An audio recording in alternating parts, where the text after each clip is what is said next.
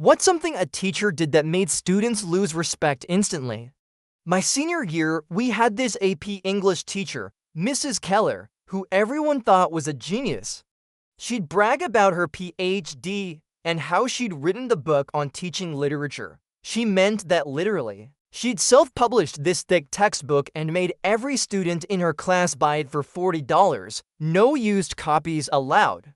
She claimed it was revolutionary and 10 years ahead of any other material out there. At first, I thought she was just a little full of herself, but mostly harmless. She always acted like she was above the school system. Whenever other teachers passed her in the hall, she'd give them this smug little smile, like she knew something they didn't. Most students still respected her, though, probably because they believed she could open doors for them. She always reminded us that her letters of recommendation carried serious weight. "I get students into the Ivy League every year," she'd say. "Don't waste my time unless you're aiming high." Then test season rolled around, and that's when things started to feel wrong. She began offering these private prep sessions after school, but only for a select group of students. It wasn't based on grades or effort. The invites were quietly extended to students whose parents were on the school board or the ones who gave her luxury chocolates and gift cards during holidays. Everyone else, we were told to study independently and stick to the book. My friend Carlos was suspicious and decided to sneak into one of the sessions, pretending he was returning a borrowed novel. Later at lunch, he sat down across from me and looked genuinely rattled. "Dude," he whispered, "she's giving them the actual AP questions." I thought he was messing with me until he showed me his phone. He'd taken photos of the handouts she passed out. The questions weren't just similar. They were exact matches from previously released exams, right down to the punctuation, and some weren't even publicly available yet. We didn't know what to do. Mrs. Keller was powerful. Everyone knew she could blacklist you if she wanted to. She even joked once that she had the power to tank college dreams. But after the scores came out, it was undeniable. Every single one of her hand-picked students scored a perfect 5. And meanwhile, kids who were always at the top of the class, people who never got anything below an A, ended up with 3s. Carlos and I talked it over for days before sending an anonymous email to the college board. We attached all the photos and wrote everything down. Honestly, we didn't think anything would happen. But 2 weeks later, everything blew up. A pair of investigators in suits walked into our school without warning. They went straight into Mrs. Keller's room during second period and shut the door behind them. Rumors spread instantly. No one could focus the rest of the day. Turns out they found 5 full years worth of stolen AP exams in her desk. Some were photocopies, others were actual test booklets. She'd been hoarding them and using them to spoon-feed answers to her favorites. It didn't stop there. They also looked into that textbook she made us buy. Turned out it was just copy-pasted material from multiple test prep companies. Whole chapters were plagiarized. Nothing was her original work. The school tried to keep it quiet at first, but when the college board officially invalidated everyone's scores, the story got out and it got ugly. 3 students lost scholarships because of it. It didn't matter that they weren't involved. Their scores were wiped, gone. Last I heard, Mrs. Keller's working for some shady for-profit online school with no accreditation. She disappeared from the district like she was never there. But what she left behind, broken trust, damaged futures that didn't just vanish. Mrs. Keller started out like many gifted teachers do, intelligent, confident, with the kind of presence that makes students believe they're lucky to be in her class. And maybe in the beginning, there was something real behind her confidence. But somewhere along the way, she stopped being a teacher and started being a gatekeeper. One who only opened the gate for those who fed her ego or padded her wallet. The moment she handpicked students for private sessions, she shattered the basic trust that a classroom runs on, that everyone gets a fair shot. But the instant respect disappeared was when it became clear she cheated the system, and only for a select few. Think about it. Students who stayed up all night studying, who took notes, asked questions, and believed their hard work mattered, they were left in the dust. All because Mrs. Keller decided that favoritism was more important than fairness. And then came the real betrayal, when she stole AP questions and handed them out like party favors. She didn't just mess up one test, she compromised college applications, got scholarships, revoked, put kids' futures in jeopardy, made honest students feel like fools for trusting the system, and the cherry on top, that textbook scam. She made you all buy something she didn't even write, and then called it revolutionary. That's not education. That's ego-driven fraud. What's wild is that Mrs. Keller didn't just lose the respect of her students, she took the whole school's integrity down with her. Teachers were embarrassed, the administration was scrambling. Students were heartbroken, and even those who benefited at first ended up paying the price when the scores were wiped. It's a perfect example of how one person's corruption can destroy the hard work of dozens, maybe even hundreds. So yeah, students lost respect instantly. But more than that, they lost trust, and rebuilding that takes a hell of a lot longer than earning it in the first place. Story to last Thursday started like any normal day. I was heading to a meeting when my phone buzzed. It was a WhatsApp from Skylar, my fiancée of 3 years. We were supposed to be getting married in 4 months. She sent a photo of herself at what looked like an airport departure gate. Eduardo, my best friend since college, had his arms wrapped around her waist. They were both grinning like they'd won the lottery. The caption made my stomach drop. Finally free. Off to Dubai with a real man while you rot in your pathetic life. BTW emptied your savings for our honeymoon suite. 50,000 well spent. Your mom's inheritance paid for his Rolex. P.S. I'm pregnant and it's not yours. Your emergency fund bought us a suite at Burj Al Arab. I just stared at my phone. $50,000, my mom's inheritance money. The emergency fund I'd been building for 8 years, all gone. I didn't reply. I just smiled, put my phone away, and went to my meeting like nothing happened. Inside, I was screaming, but nobody at that table had any idea my entire life just imploded. Skylar and I met 4 years ago during volunteer firefighter training. We were paired as safety buddies during a smoke simulation exercise. I thought she was badass and fearless. We started dating a few weeks later. Eduardo was my groomsman when I proposed last year. Looking back, there were signs, so many signs. She'd been working late a lot. Her Instagram posts were all cryptic about finding true happiness. And sometimes the wrong choice feels right. Eduardo suddenly got interested in the same shows Skylar watched. They were always texting about logistics for the surprise party they were planning for me. What a surprise it turned out to be. After the meeting, I went straight to my bank, confirmed. She drained the account 3 days earlier, $48,000 gone. She'd also cashed out the $10,000 from my mom's inheritance that I was saving to build the deck Mom always wanted at our new house. Mom died last year from cancer. Skylar held my hand at the funeral. I changed all my passwords, froze my credit, called my bank to report fraud. The bank guy looked at me with pity when I explained what happened. Joint accounts so legally she could take it. Nothing they could do. I didn't cry. I didn't yell. I was just calm, terrifyingly calm. I went home, packed all her stuff into garbage bags, and dropped them at her sister Amelia's place. Didn't say a word to Amelia, just left the bags and walked away while she stood there confused in her doorway. That night, I blocked Skylar on everything except WhatsApp. I wanted to see what happened when her fantasy crashed. I ordered takeout, drank a beer, and waited for 3 days. Nothing. Then at 2 a.m. this morning, my phone exploded. 117 messages from Skylar in the span of 2 hours. Baby, it was a joke. Please answer me. He abandoned me. I'm stuck in Dubai. I have no money left. Where are you? I didn't mean any of it. Turns out Eduardo spent all the money in 2 days. Then disappeared with some women they met at a club. Left her alone in Dubai with no money. No return ticket. Maxed out credit cards. Then Amelia called 30 times. Left voicemail saying I needed to help her sister. How could I abandon her? She made a mistake. She's family. Family doesn't steal your dead mother's inheritance money. Skylar's mom called next. She was livid. How could you do this to her? She's stranded in a foreign country.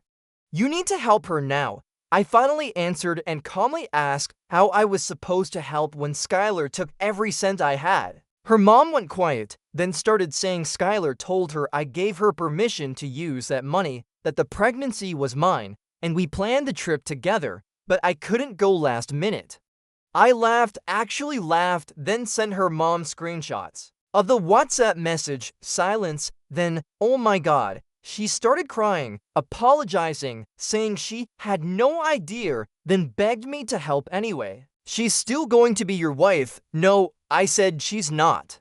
I hung up and forwarded the screenshots to Amelia, too. The call stopped. This morning, I met with a lawyer, filed a police report for the theft, even though the lawyer said it probably wouldn't go anywhere. Because of the joint account. Started the process to get a restraining order just in case.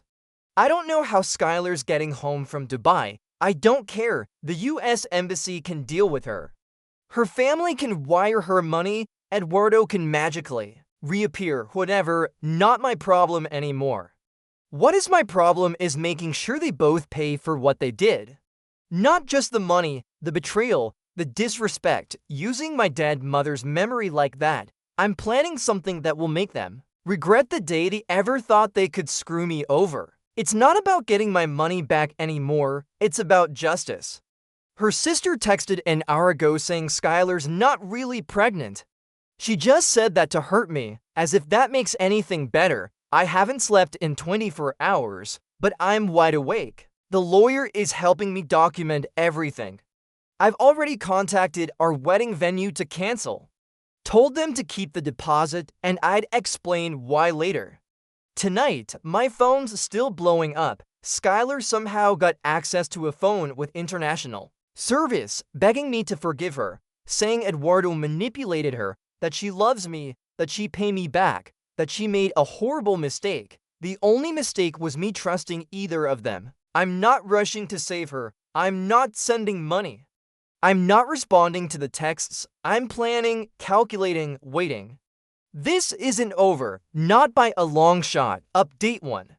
It's been a week since my last post. Holy what a week. Got home from work on Tuesday to find Skylar sitting on my front steps like a stray cat, all puffy and pathetic looking. Apparently, her mom finally wired her enough money for a basic economy ticket home after the US Embassy in Dubai made her sleep in their waiting room for 2 nights. She looked like absolute trash, still wearing the same outfit from her airport photo, hair greasy, mascara all over her face.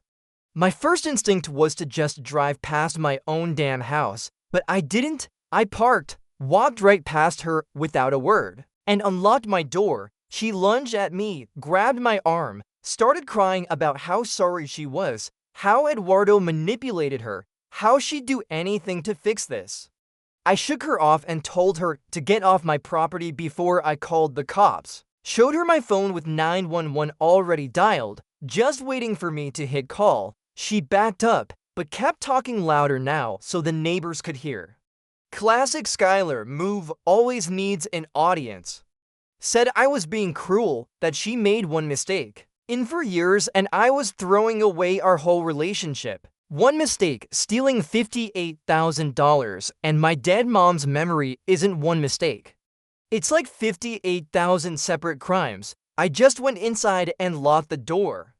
She kept knocking for almost an hour before giving up. That night, I got a text from an unknown number. It was Eduardo. Said he was back in town and wanted to explain everything and make things right. Said he'd pay back his half of the money as soon as he could, his half. Like they split my money 50/50. I didn't respond. Next morning, I took the day off work and went to see my lawyer again. I've been documenting everything. Screenshots of all texts, her WhatsApp message, call logs, bank statements showing the exact time and date she emptied the accounts. My lawyer helped me file for a civil suit against both of them. Since we had a joint account, it's complicated, but the inheritance money was only in my name, so that's straightforward theft.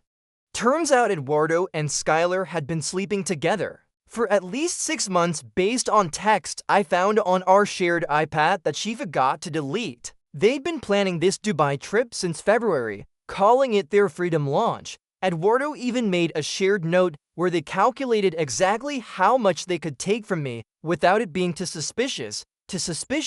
They took everything. Wednesday night, Amelia showed up at my door. Surprisingly, she was actually decent.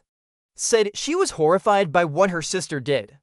That their whole family was in shock. Apparently, Skylar's been staying with their parents and spinning this whole story about how I was emotionally abusive and controlling with money, which is why she had to take her share before leaving. I pulled out my phone and showed Amelia the screenshots of their freedom launch planning.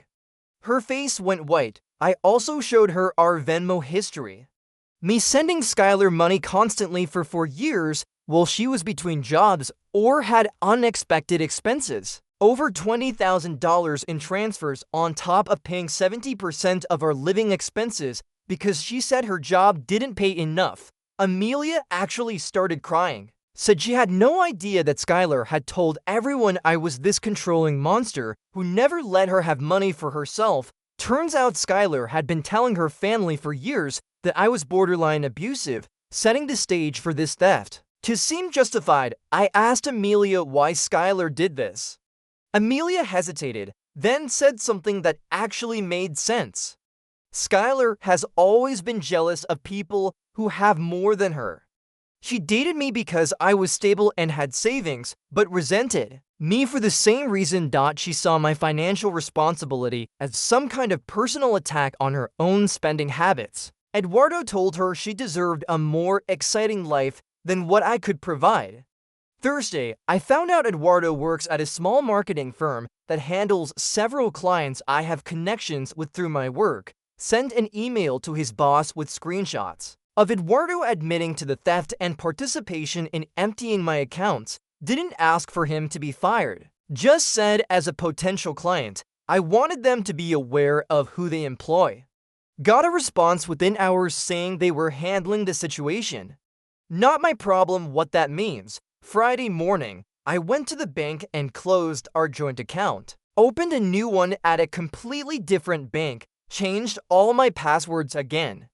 Updated my address on everything. Put a fraud alert on my credit.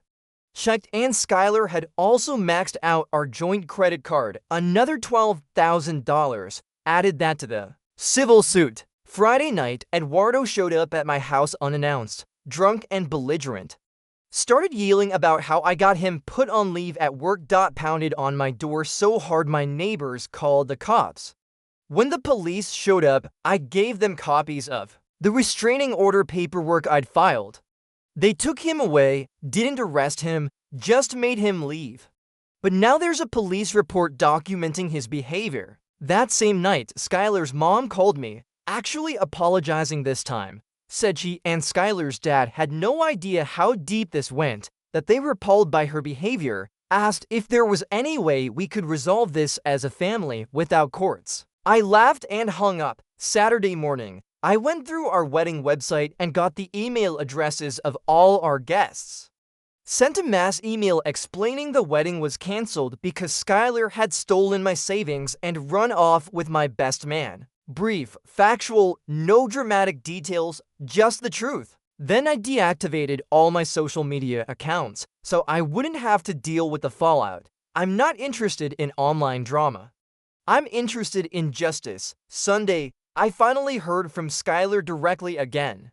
She showed up with Eduardo, both of them standing on my front lawn, Eduardo looking sheepish, Skylar looking determined. They had a check. It was for $12,000. The first installment, they called it. I took a picture of them holding the check from my window, then closed the blinds and didn't open the door. That check is going straight to my lawyer. It's an admission of guilt today. My lawyer called. We have a court date for the civil suit in 3 weeks. He thinks we have a solid case for at least the inheritance money, possibly more. I'm not done yet. Not even close. I found Skylar's new address through a mutual friend. Sent certified letters to her, Eduardo, her parents, and her workplace detailing exactly what happened with copies of all evidence. Her workplace has a morality clause. Doubt they'll keep her once they know she stole from her fiancé. My next steps are already planned. This isn't about the money anymore. It's about making sure they both understand you can't do something like this without consequences. I may have lost $58,000, but they're about to lose a lot more than that. Update 2. You guys asked for an update, so here it is. 2 weeks since my last post, and holy, the situation has gone nuclear. Remember how I sent those certified letters to Skylar's workplace with evidence of what she did? Well, it worked better than I expected. Got a call from someone in HR there last Monday asking for more details. I didn't give them anything they didn't already have, just confirmed what was in the letter was accurate. By Wednesday, Skylar was on leave, pending investigation. By Friday, she was officially let go. Eduardo is still unemployed.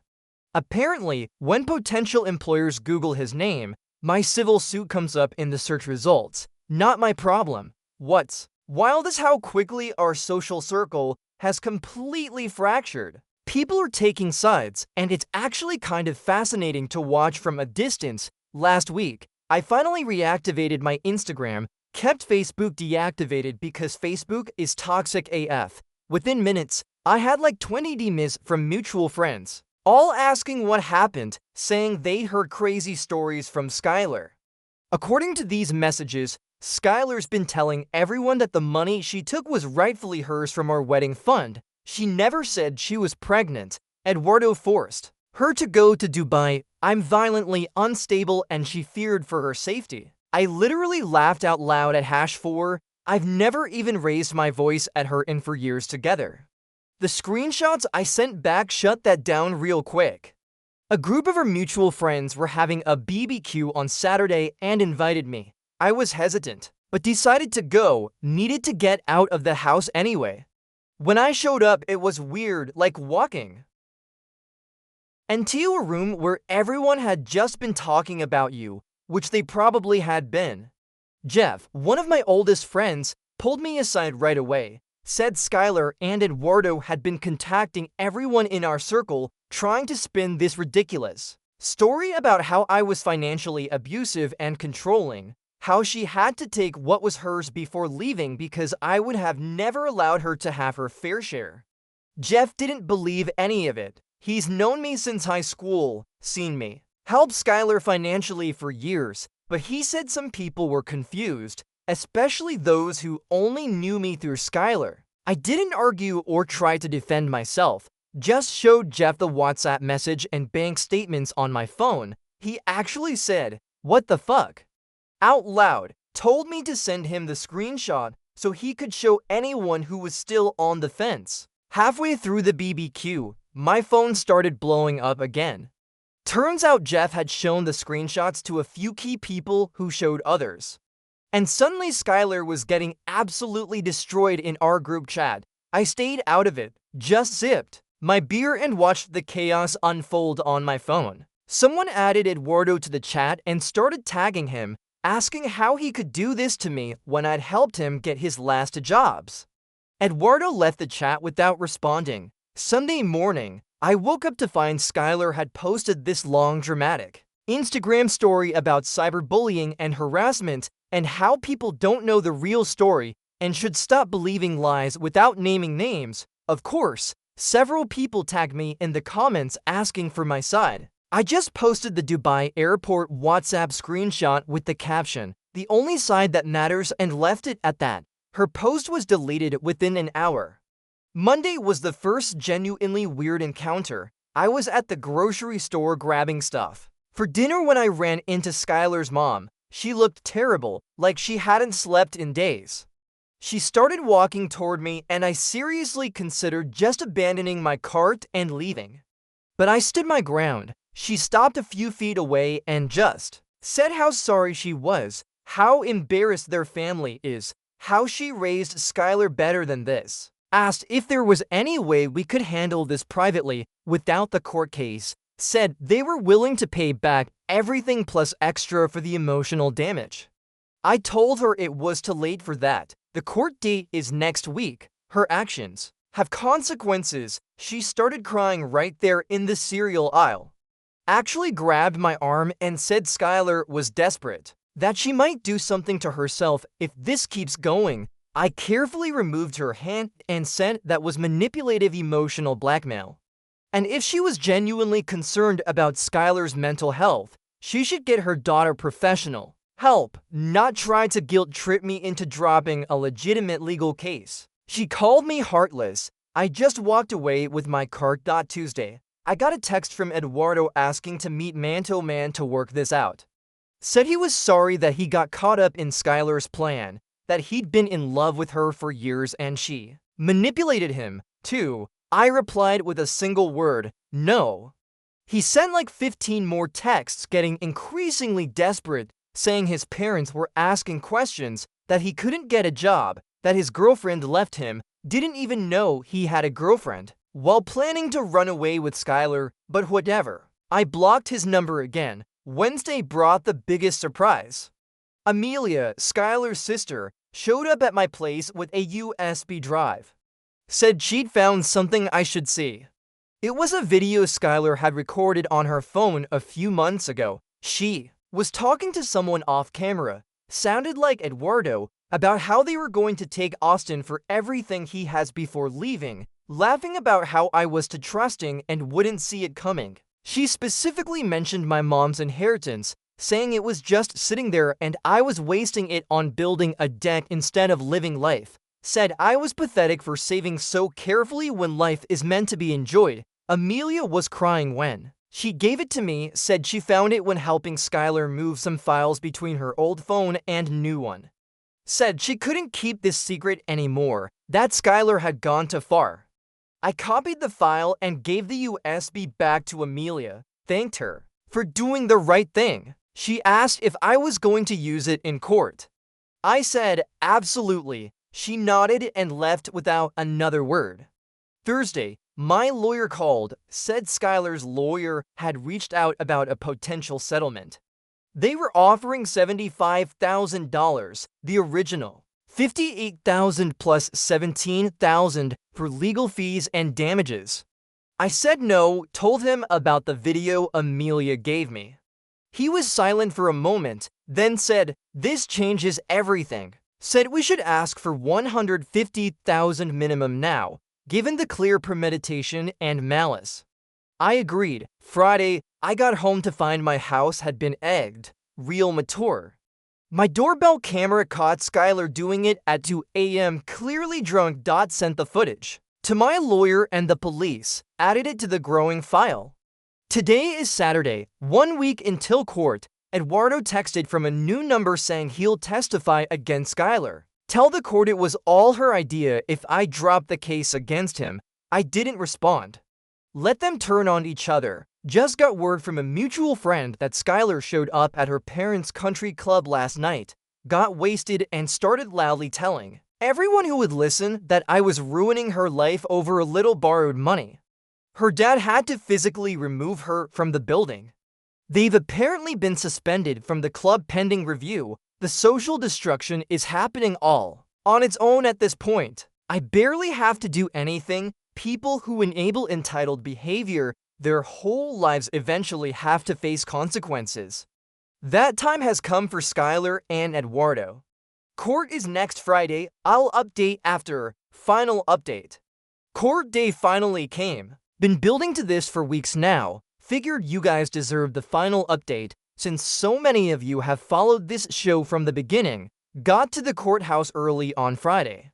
My lawyer told me to dress nice but not flashy, so I wore the navy suit I was supposed to wear to my cousin's wedding last year. Hadn't worn it since buying it. Kind of symbolic. I guess Dot was sitting on a bench outside the courtroom when I spotted Skylar and her parents walking down the hall.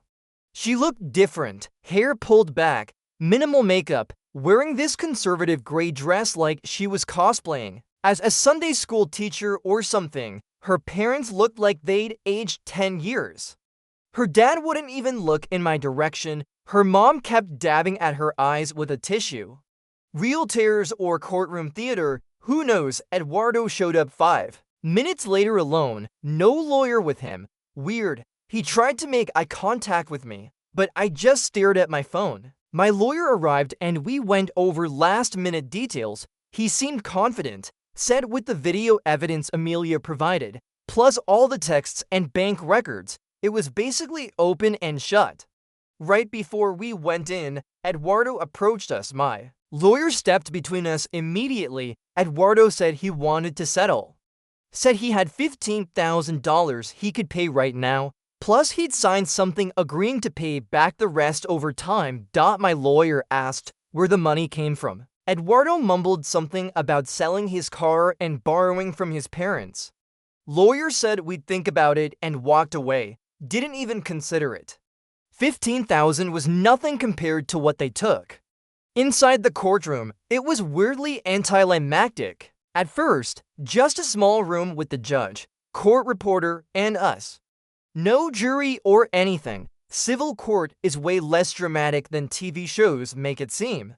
What was dramatic was when Skylar's lawyer tried to paint me as financially controlling and abusive. Claimed Skylar was escaping an unhealthy relationship and only took what she thought was fair, given how much she'd contributed emotionally to our relationship.